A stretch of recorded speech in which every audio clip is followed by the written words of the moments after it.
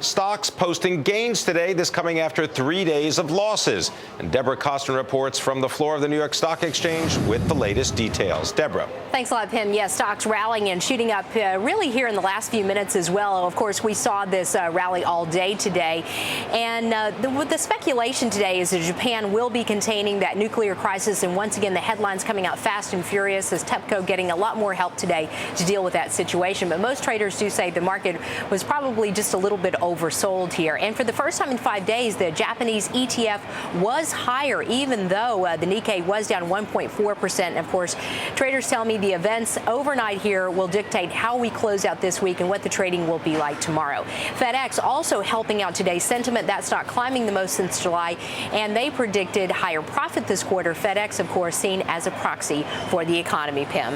Well, Deborah, with what's going on in Japan and higher gasoline prices, was anyone really surprised by what FedEx had to say today in its report?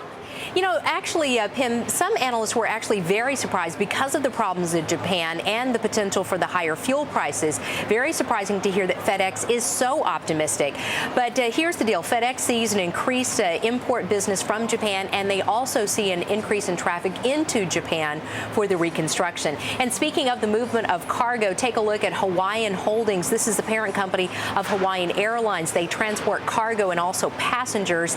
That stock lower once again for a second day. And of course, Hawaii is kind of wondering how it will deal with a significant drop in the $2 billion that Japanese visitors were projected to spend there this year. Hawaii is already seeing several thousand tour and hotel cancellations from the Japanese market, and Japan is the second largest source of visitors behind the U.S. mainland, and that means, of course, a lot of lost revenue for Hawaii. That's it from here, Pimm. Now back to you. Thank you very much. Deborah Kostroun reporting from the New York Stock Exchange.